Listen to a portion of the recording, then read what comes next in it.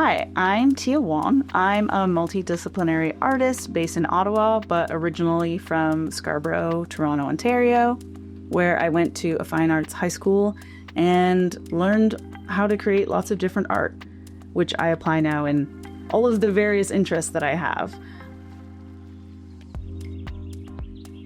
You can find my new mural, the Chinese Aces Skate the Canal, at Bank and First in the Glebe. So when I was looking for inspiration for this mural, I found the story about the Wong family who owned a grocery store on the 700 block of Bank Street in the Glebe. What ended up happening was that our mural location ended up being at 724 Bank Street in the Glebe, which is now Fairy Dreams Bridal. But back when I moved to Ottawa in 2016, it was the Glebe Emporium, and it was actually my first job when I moved here to Ottawa. So that connection was just perfect, and I knew that this mural was gonna work out.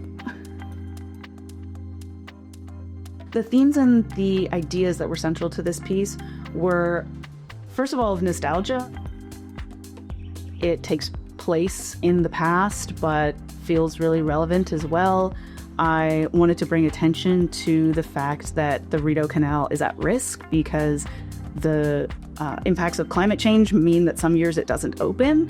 So there's a nostalgia, but it's also fueled by this kind of political message or an environmental message that we really need to protect what we have.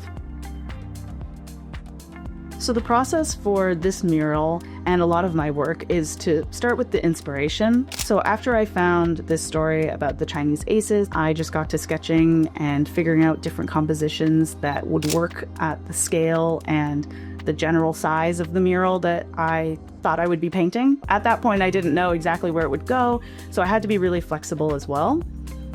It's really difficult as artists to know when a piece of work is finished because every piece of art that you create is so personal. It helps to have deadlines when you're doing something like a mural or anything for a client.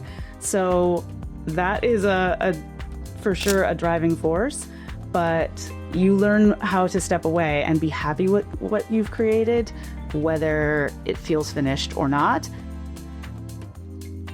I think the role that artists play in society, it's a big responsibility. I think we do more than just create things that are beautiful to look at. That's obviously, one of the goals. But I think artists, because we create so much of what's around us, we have an incredible responsibility to learn about the world and reflect that back in a way that is meaningful and careful and considered.